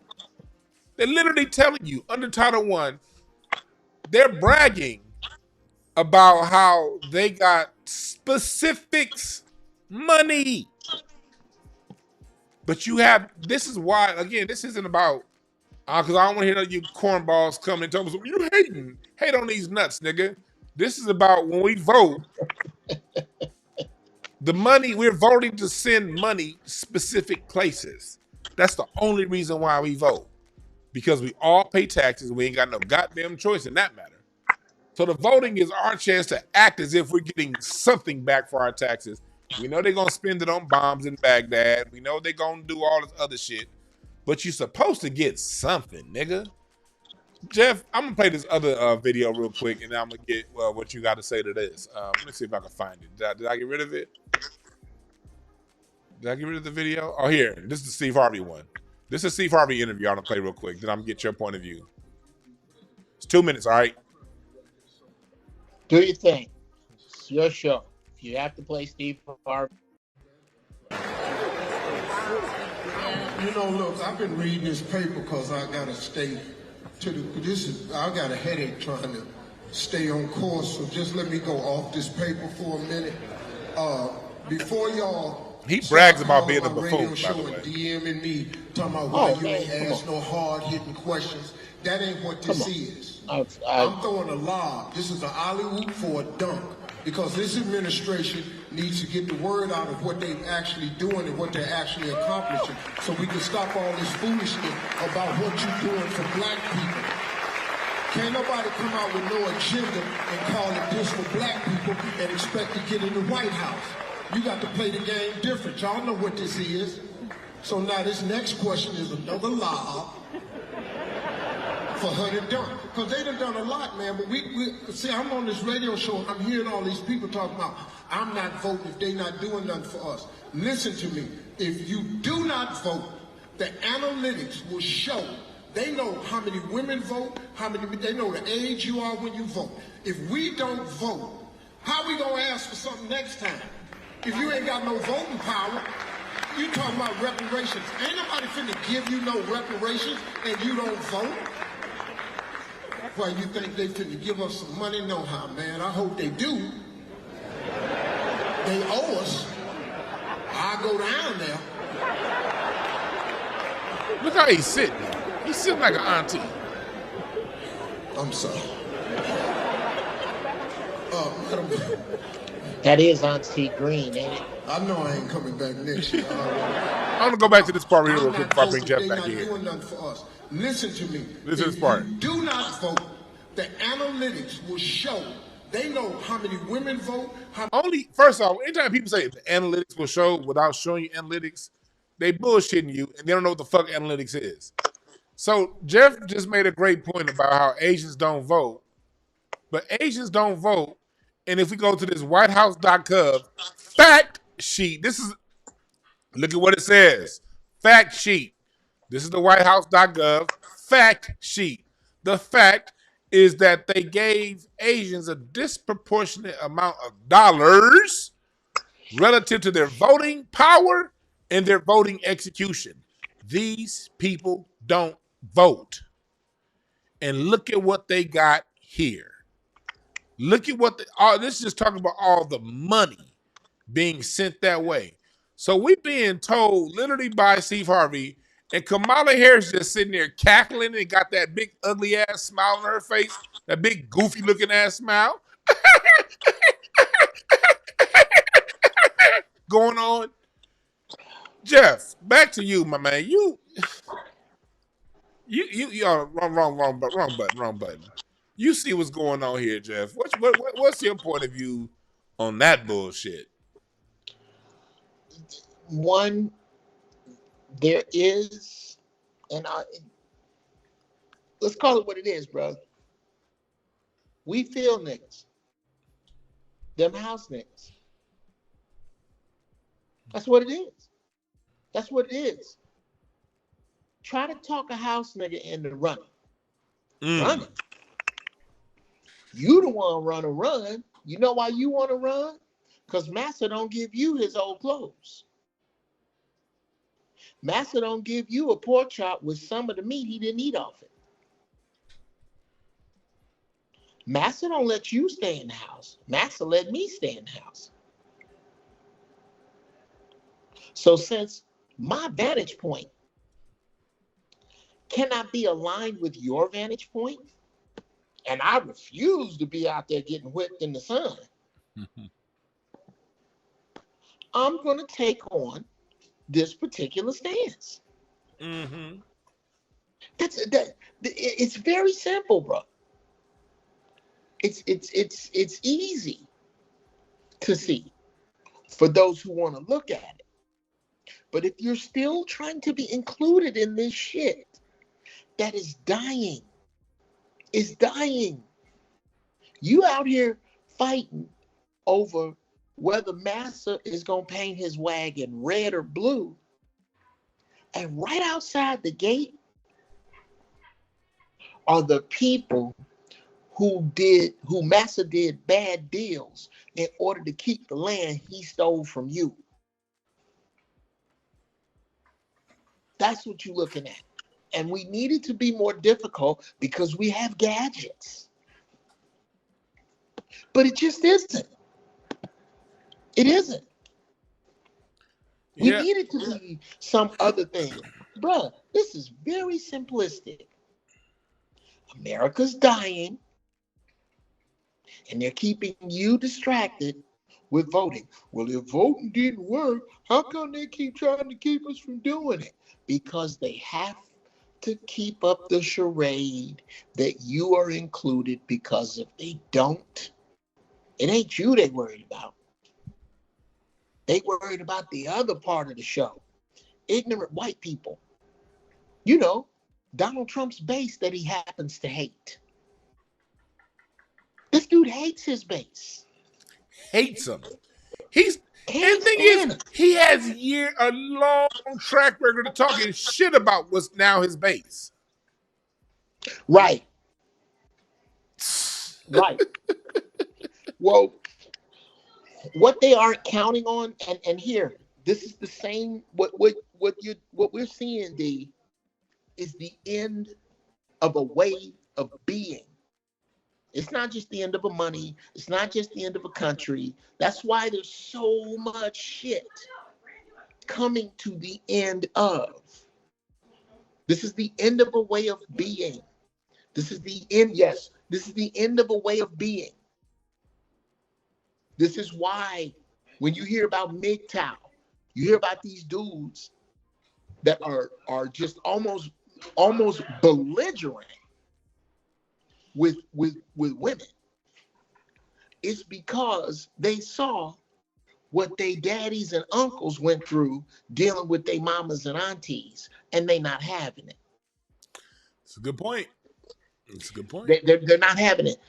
You're looking at the same thing in politics. You're looking at grown-ups now who used to be drugged to church against their will while watching HBO. See, when I was drugged to church against my will, HBO was just coming into houses of niggas who had 2 cars.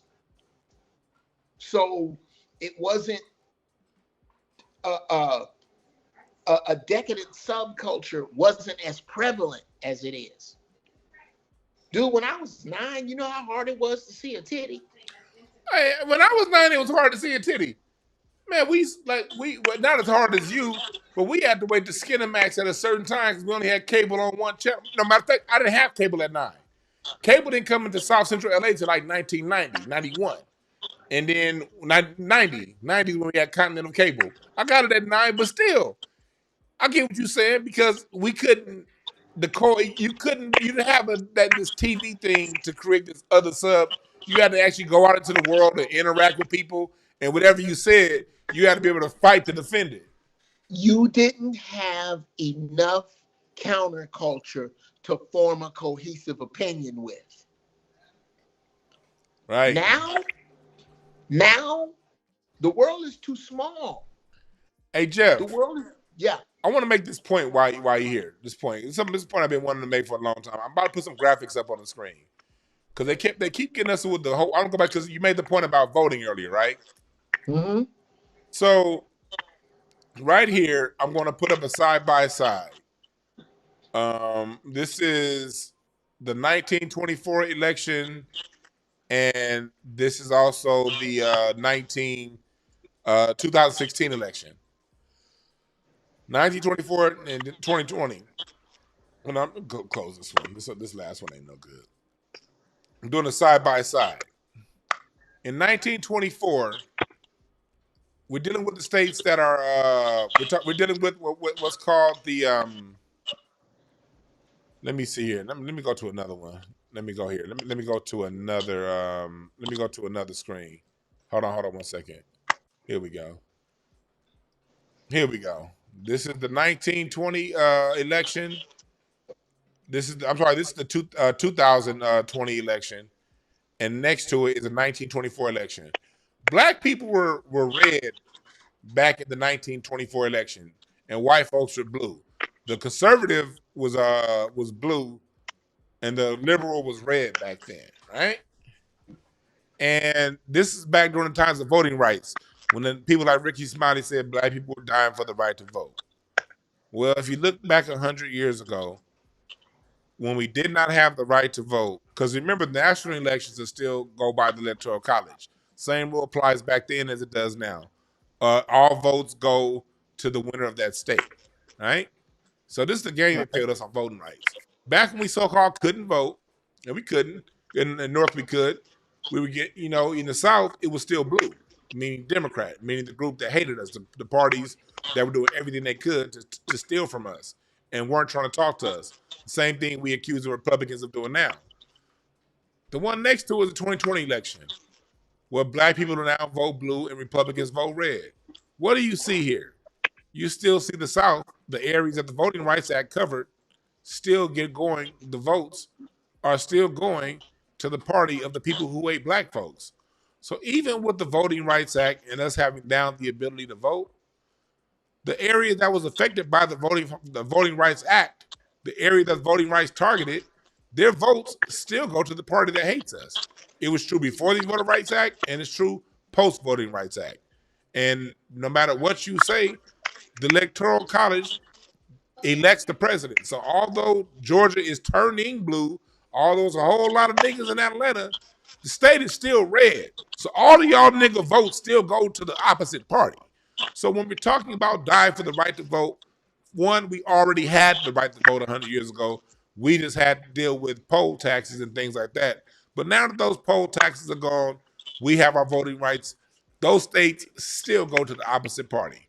So I say that to say, not to say that our vote don't count and it's good for local stuff or whatever. But the net aggregate, when it comes to deciding a president with the Voting Rights Act, pre-Voting Rights Act, post-Voting Rights Act, the states that the Voting Rights Act is targeted to help the most are states that still go to the opposite party, no matter how we vote, no matter how blue we vote. So they got to tell you, they got to show you, if you have half of a brain, to y'all out there that talk this, that even with the Voting Rights Act that we got, we've accomplished a lot more in America as black people than just some simple goddamn Voting Rights Act. To minimize our accomplishments and to minimize our greatness and the things that we've done in this country to voting and voting rights means you shitting on the face of all the black people who did way more for us than a goddamn vote, a right to vote, a vote that still ends up going to the party that don't fuck with us, even in the states that the Voting Rights Act covered. Dewan, you're absolutely factual, but sadly, there's a couple of things you're leaving out. What? What are we about? Number one,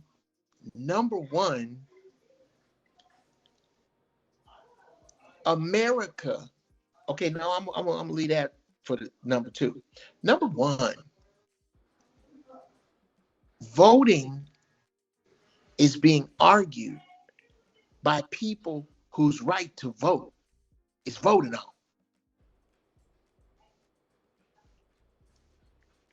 When this country was formed, it wasn't talking about you. They're still not talking about you. I don't care how good you roller skate. I don't care how many tricks you can do. I don't care how much popularity your skating will bring to a skating rink. This is hockey, nigga. It doesn't matter. Do you understand that racism, trying to take racism out of the American flag is easier than taking the blue out of grape Kool-Aid? Or excuse me, harder. The purple. It's harder to take the purple, excuse me. How you gonna take the purple out of grape Kool-Aid, bro? You're not. You can't. I don't care how you filter it. I don't care what you do to it. You can't. You cannot filter racism. It is built. It is ingrained in the system. Your best bet is to step back and let this collapse. Because the people who are, and to me, those 48 contiguous states you just put up, oh, they're redrawn on somebody's map somewhere. This America we're discussing, it's like Apollo Creed in Rocky IV. Apollo was dead before he hit the canvas. He just fell in slow motion. America's dead already. It's dead already. And that's why I'm thinking, like, the point you made, like, and that's the point that you made before we close it up in a few minutes. But that's the point that you made earlier that I want to go back to. You made it back at the beginning, and I want to circle back to. We talked about this on Facebook. Just because you're against Kamala don't mean you're for Trump. This is a situation right now to where we see America fighting it out, and they still vehemently disagree over how to screw black people over. They both still want to screw us over. Believe you me, you black Republicans do not fuck with us. Democrats, for you, Democratic, they do not fuck with us. So how about we pull back and let their disagreement take place amongst themselves? Because in my study and understanding history, the only thing that's ever stopped a white liberal from directly fighting the white conservative has been their mutual hatred for us. Go back to their whole history in Europe. You could pick a tribe. The Vandals, the Visigoths, the Anglos, the Saxons, the Vikings, the Huns. You can pick any of them roaming tribes of Europe. And you will not find no more than the 200 years of peace that happened in Rome. And that happened, according to white anthropologists, Rome was also a metropolitan society and had plenty of black emperors. They don't tell your ass that. They don't tell you about Caesar, the one that they can pass. So even when you talk about places like the Holy Roman Empire, it was still when it was at its height, before it crumbled, it was still us involved. When we're not involved, you cannot point to a time in Europe where they're peaceful. Hell, you can't barely point to a time in America where they're peaceful when they're not involved. I was telling somebody this earlier, Geoff. America, on average, the longest period America has ever gone without trying to kill one of our presidents, either attempting to or successfully doing it, was a time between George Washington's election in 1792 to 1841. That 50-year period was the longest and the last America's ever gone without being violent towards its leadership. Since then, you don't go no more than 20 years without, on average, without them trying to get at somebody in leadership in this country. We're dealing with a very violent group of people that hate themselves. They hate each other. And they'll be damned about this country when it comes to their hate.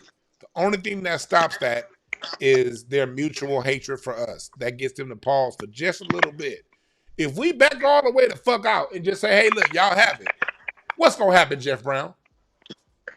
Well, number one, to address that as close as I can,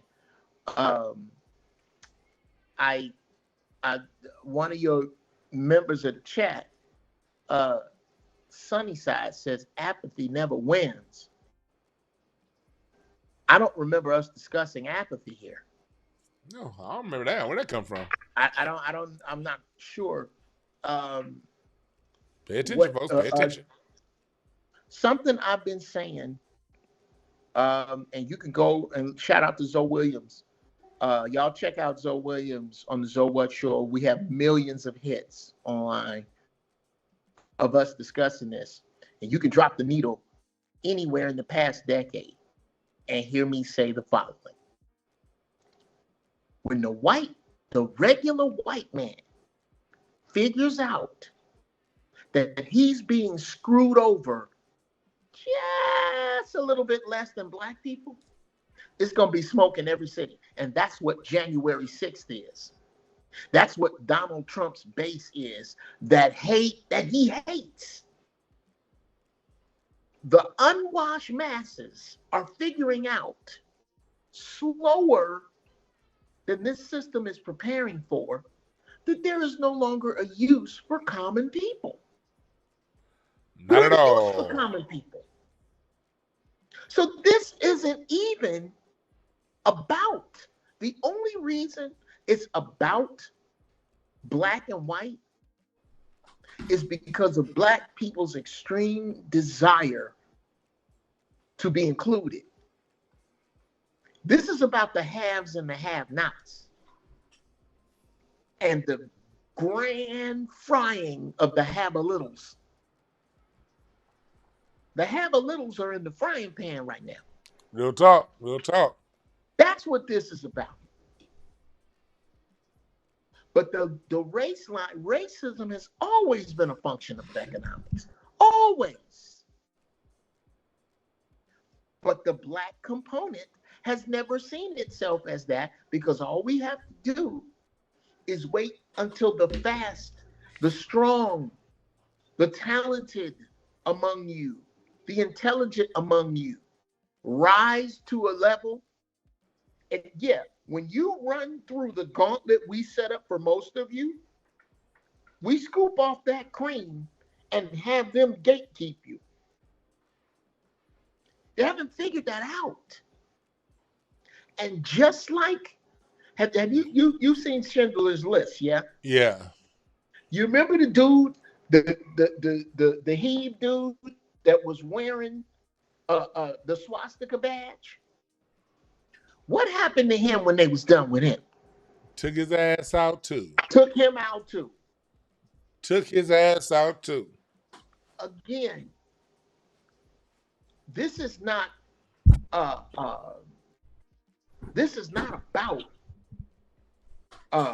for me. This has never been about Republican or Democrat. To me, Republican and Democrat are the left and right hands of the same devil. You're just trying to get me to shake his left hand. It's the same. The coming together of, the pulling together of, this is when you know black people is really on something. When you're watching the Super Bowl, there's a coin toss. The kickoff comes. And all 22 of these brothers run at one another, stop at the 50-yard line and hug. And go, somebody give me a mic. We out.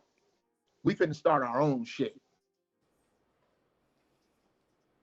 Then you change. Change comes here. When Big Mama is growing greens in the hood and the rolling 60s is protecting it. This is when change comes. Change comes. I will say, that example right there, I personally could say niggas do be protecting Big Mama in the hood. I gotta give them credit for that. No, I'm not talking about that. I'm talking about Big Mama's commerce. No, that's what I mean. The candy lady, the hood in the hood. Yeah, nah, you don't fuck with her. That's okay. I don't think you see what I'm talking about. I'm talking about a vacant lot the size of an apartment building that is a garden. No. That's what I'm saying. Sell. We had that, but what happened here? No, we had a lot of gardens, and they were protected by a lot of the gang members. Won't let you fuck around with that. You know who took that up? The motherfucking city council. Okay. This is what upsets me with our so-called quote unquote gangsters. Take for example, Trayvon Martin. When Trayvon Martin died, or he didn't die, he was murdered. When that happened, how come there was no Florida gangster that didn't take a garbage bag full of $100 bills, plop it down in the middle of the floor, and say, this belongs to whoever brings me his head? Because we don't have an organized gang unit. No. Well, number one, most of the gangs in Florida is Haitian. They don't give a fuck about niggas. Right. Well, there's that. And we are the only group that our underworld has been mechanized against us in relationship to the penal system. And that's why, like, for me personally, I don't put anything on the gangsters, because they're the biggest victims in often ways, and they're the ones that succumb to the victimness. It's gonna take those of us that didn't succumb to that, those of us who grew up in the hood that didn't succumb to the bullshit, that's gonna be the change.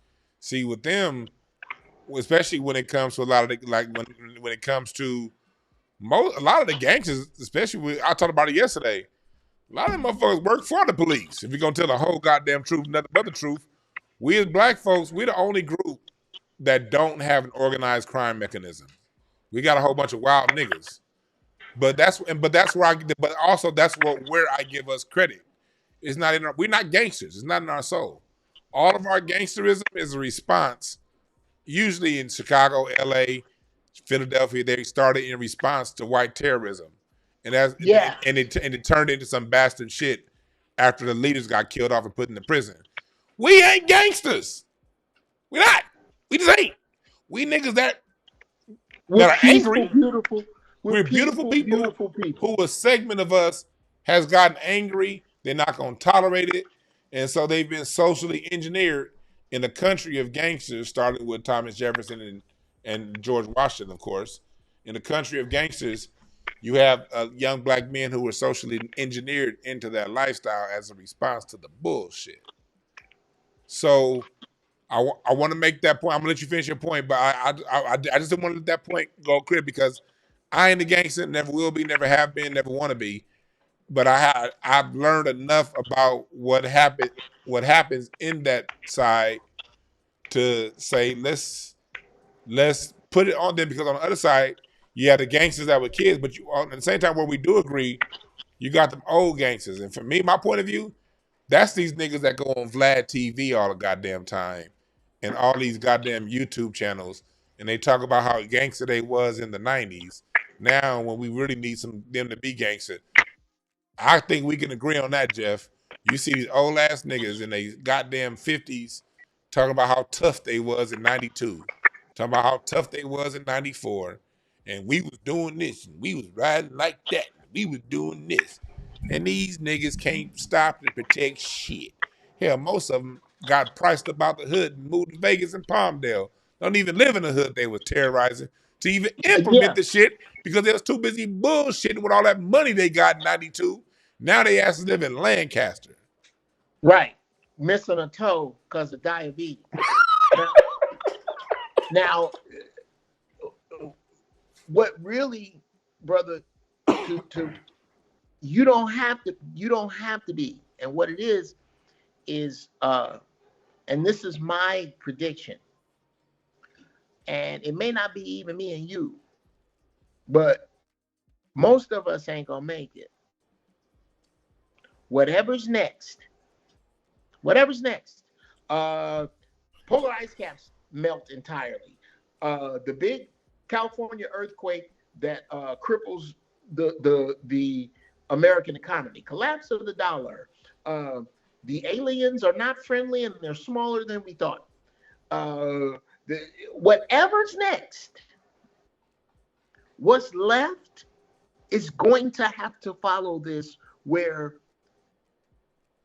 those brothers you and I were just discussing become them with those of us who were military, fall in line. They're not going to have a choice, brother. This is how the mold is going to dry. That when this shit hits the fan, it's going to be those who are willing to defend themselves and those who can strategize and those who can create that are going to survive. You don't have a choice, DeJuan Brown. If you survive what comes next, niggas gonna find you. Because you got half a head. Mm-hmm. You become the leader by default. There won't be a choice. Because you don't, in the words of John Henry Clark, you don't have any friends. Who are they? The Aryan Brotherhood? The police? The Mexicans? I personally think anybody looking for a leader is going to die off. If niggas don't learn, anybody who don't take on the mantle of leading themselves, they're going to perish. Because leaders will have a choice. Because the leadership is in your mind, is in your spirit. When your spirit say go left, you better goddamn go left, even if the wine is going right. If people who don't learn how to tune into that, they're screwed. We about to get up out of here, Jeff. I want you to lead them with some closing remarks, man. Okay. Dear beautiful black people, nobody is coming to save you. You can't educate, relocate, or assimilate your way out of this. There is only one way out, You have to love your way out. You're going to have to love your reflection so much that you won't allow an individual who looks like you to be held down until he or she dies, regardless to what kind of person he or she was, by someone who doesn't look like you. You're going to have to love yourself so much that you understand that the things that you give to society, you don't give away. Until then, until as long as there are enough we shall overcomers left, as long as you got, there's a group, there's a demographic I refer to as the electric sliders. As long as the electric sliders are around, and I am a member of that party, a member of the, from the first, here's how long this party went. It went from the first time you turned on television and saw, and we're moving on up, and you saw George Jefferson pimp his ass into that penthouse. We thought collectively we made it because we had 2 cars in the cable box. And that party went till crackhead. And that party, there's a bill due for that party. But that party went on in the house for which there is a global bill due. You're going to either burn with this house or step out and watch it collapse. You decide. Yes, sir. The thoughts of Geoff Brown. Geoff, where can they find you? Hey, man, you can look me up. You can find me on Instagram. My Instagram is at your mama's house, at YAMAMMAZHOUSE, or on Geoff TV, GEOFF space TEEVEE, where you can find the First Church of Holy Shit every Sunday. That's right, man. Geoff, thanks for giving us a call, man. All right, brother. Be good. All right, we'll talk to you soon. Yeah. That was Geoff Brown, y'all. Jeff Breezy. Yeah. I had to get his point of view. I wanted to see because those are his class of comics that was going on. I want to let everybody know that, hey, everybody in that bracket ain't about that bullshit. You know what I mean? When it comes to things, you know, times go good, times go bad. But I don't like to talk about what's going to come. I like because, you know, we don't know what's coming. But one thing we do know is right here in today, 2024, this is catastrophe relative to what was going on in the 80s.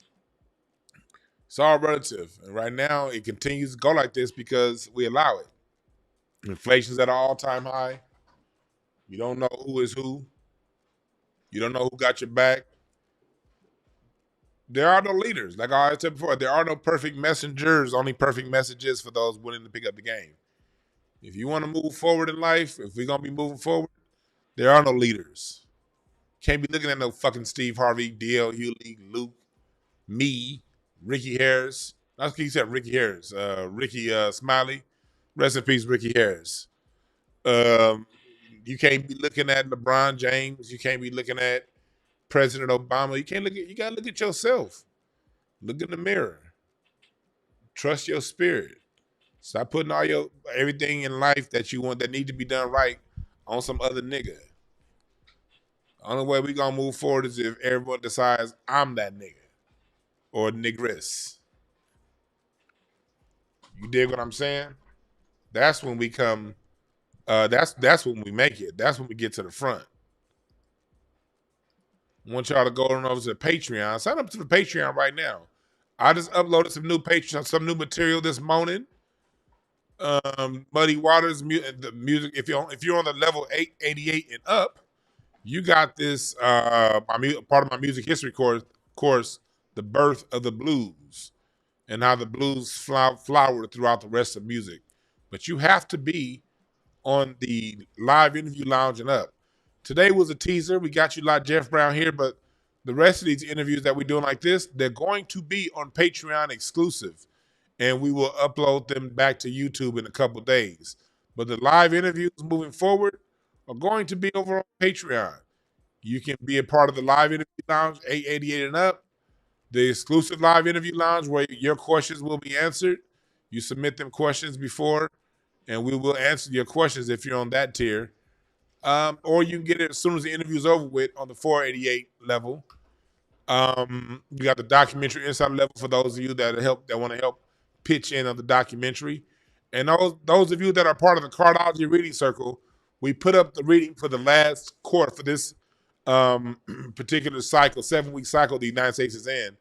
And we're going to start going to once a week reading of the card, reading forecast on the Cardology Reading Circle level. And on that level, you get access to discount readings, Q&A sessions, and things like that. All right?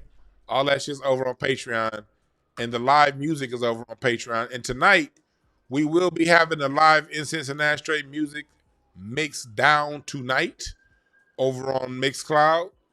And you can catch it live on Mixcloud for free, or you can join. You can be on part of the Patreon to get the archive. And I will be putting up some old archives and interviews that I've since locked away. Those are all going to be getting uploaded to Patreon over the next few weeks. All right. So and you can get this playlist right now on Patreon on all levels right now. You can get this playlist, my classic R&B playlist, that's live right now on Patreon. Well, we got all the dope shit. All the dope stuff from the 60s, 70s, some 80s. We got that. We got some of that good old Stevie Wonder. What y'all know about that? We got that. Looking in your eyes. Kind of looking in your eyes. We got that overall on there. We got some B classics. What y'all know about this from the 80s? It's the one-hit wonder group called Sun. And I chose wrong. I made a promise, girl. We got some Sun. We got some Switch. Nigga, we got some Stephanie Mills. Got all that going on over here. But we're going to be mixing down off of this playlist and off of my other playlist tonight on Incense and Ashtrays. We got the... What y'all know about this? What y'all know about that?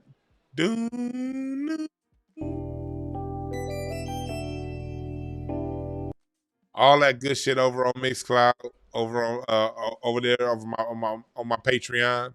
Some Donald Byrd, nigga. We got some motherfucking the Bee Gees. What y'all know about that? But where are you now? And where are you now? Now that I need you. All that good shit going on over there on Mixcloud, and but you got to sign up for the Patreon to be a part of this special playlist. It's only up here for a limited time. If you ain't on Patreon within the next week or so, I'm taking this shit down. So only the people that's on it now are going to have it. I'll be putting up other playlists, but this exclusive playlist is only up for a short while. But I do have, look at me. I'm the one. I got all kinds of playlists for y'all. I got the Earth and Fire list. Got the Funk Radio list. I got the P-Funk list where we get even deeper into the funk. This isn't available now, but it will be available pretty soon when you got that deep funk. You got that if you got funk. What y'all know about this? You got funk and you got style. You got funk, you got style. You got all that good shit. The Pleasure Principle. It's that deep funk. Got the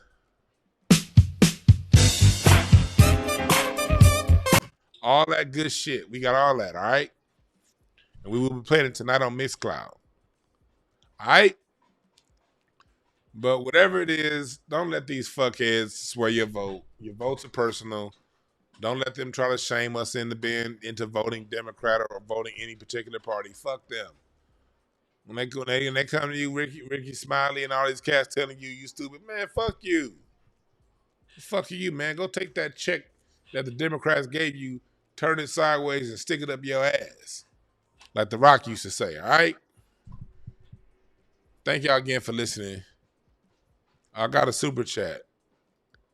Let me see here. Thanks. I appreciate that, Go-Go. And appreciate all the super chatters. Courtney Smith, Hank M. gave me 2 of them. You know, he said, yeah. Appreciate all the super chats. All right. Thank y'all again for listening. And we will be playing that tonight at 7 p.m. Pacific Standard Time. All right? My name is Dewan. We out.